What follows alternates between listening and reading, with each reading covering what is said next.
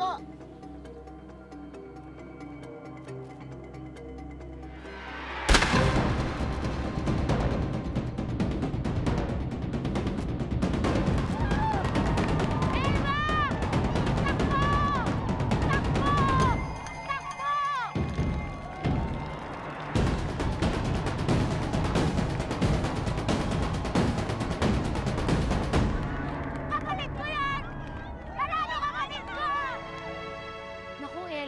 Kinabahan naman ako sa'yo. Ano ba nangyari? Nahuli ka sa arangkada?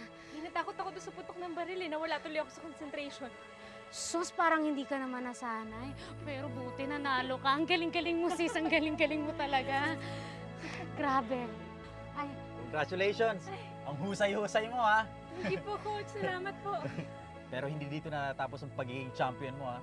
Kailangan mong maghanda. Dahil ikaw ang magiging representative ng probinsya natin para sa darating na Southern Tagalog Regional Athletic Association Meet. Nagaganapin sa Cavite City. Cavite? Talaga po? Eh, di ba po malapit sa Maynila yun?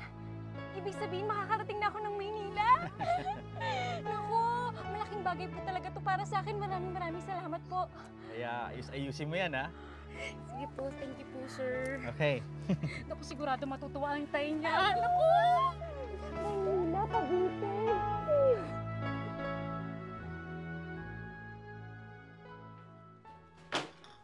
Hindi ako papayag na pupunta ka ng Maynila. Mas mahalaga ang pag-aaral kaysa pagtakbo. Yan ang dapat mong isipin. Pero, Nay... Walang pero-pero. Basta hindi ka pupunta ng Maynila. Sandali nga lang. Ilang beses ko bang sasabihin sa'yo, huwag mong isama yung kapatid mo sa mga laban mo. Nakalimutan mo na ba may sakit sa puso yan? Eh kung bigla yung atakihan habang nanonood sa pagtakbo mo, may magagawa ka ba? Ano ka ba naman? Puro ka negatibo. Isang malaking karangalan para kay Elma na mapili na maging kinatawan ng probinsya natin. Isang magandang pagkakataon yan para sa anak natin. Nay, sana po maintindihan niyo ako. Alam ko naman po yung sakripisyong ginawa niyo para makapag-aral kami ng kapatid ko eh. Pero nararamdaman ko na sa pagtakbo ko magtatagumpay. Sana po maintindihan niyo. Ito ang magbibigay sa atin ng karangalan. Mas mahalaga sa akin ang pag-aaral nyo. Ang kapakanan nyo kaysa sa kung ano pa mang karangalan. Pero kung hindi yan ang importante sa'yo, wala ako magagawa.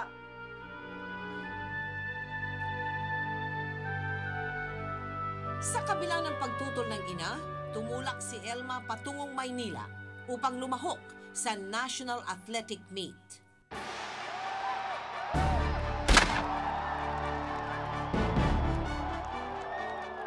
Sa unang sabak ni Elma, hindi agad ito pinalad. Subalit sa kabila nito, isang malaking pagkakataon ang nakatakdang makamit ng dalaga. Congratulations, Elma. Pinahanga mo ako sa pinakita mo kanina. Talaga ho? Eh, hindi nga ako pumangatlo eh. Mali ata kayo na kinocongratulate. Ako nga pala si Mr. Jimenez, representative ni Governor Rodriguez ng province ng Rizal. Maaaring hindi ka nanalo dito kanina, pero nakikita ko na malaki ang potensyal mo to make it big in the track and field arena. Kailangan mo lang talaga ng matinding training at disiplina. Kaya kung gusto mo, pwede kang sumali sa team namin. Talaga ho? Eh, taga-Romblon ho ako eh. Walang problema. Wala kang dapat gawin kung hindi lumipat ng pag-aaral sa Rizal. Susuportahan ka namin mula sa pag-aaral mo hanggang sa mga susunod mong mga trainings. Yan ay kung papayag ka na i-represent ang Rizal sa susunod mong pagtakbo. Hindi nagdalawang isip si Elma. Agad niyang sinamantala ang pagkakataong iyon. Isang bagay na pagmumula ng hidwaan nilang mag-ina. Nakauwi na lahat ng atleta ng probinsya. Wala pa rin ang anak natin. Baka kung ano na nangyari dun sa batang yun. Relax ka lang. Baka na-delay lang yun. Anong relax? Ikaw ang may kasalanan nito eh. Konsentidor ka. Kung hindi mo pinayagan yung bata, di hindi ako mag-aalala ng ganito. Tay! Tay! Dito na si Elma! O, yan ang anak mo. Nay. Anak. Buti dumating ka. Kung bata ka, papatayin mo ako sa pag-aalala eh. Nay, pasensya na po. Tinapos ko pa po yung mga papeles na kakailanganin ko eh. Papeles? Anong papeles? Nay, kasi po, kailangan ko lumipat ng eskwelahan. Sa Maynila na po ako mag-aaral. May nag-alok po kasi sa akin ng training para sa probinsya ng Rizal. Libre po. Pati pag-aaral ko sa Maynila, sagot nila. Maganda naman po, kaya tinanggap ko na. Umuo ka kaagad. Hindi ka man lang kumonsulta sa amin. Pasensya na po, Nay. Biglaan po kasi. Tsaka isa pa, ito na yung pagkakataon ko na sumikat at makilala sa Maynila. Talaga palang bale-wala lang sa'yo lahat ng paghihirap ko para mairaos ka sa pag-aaral mo. Wala kang siniksik dyan sa ulo mo kundi ang pagtakbo mo. Nay, sana rin maunawaan niyo ko. Para sa inyo naman tong ginagawa ko eh. Hindi ako magtatagumpay kung wala ang suporta at tulong niyo.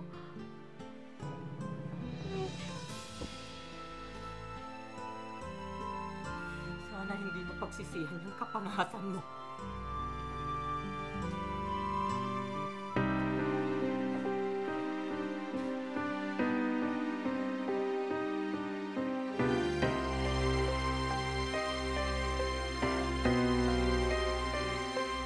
Tingin mo tama itong gagawin ko.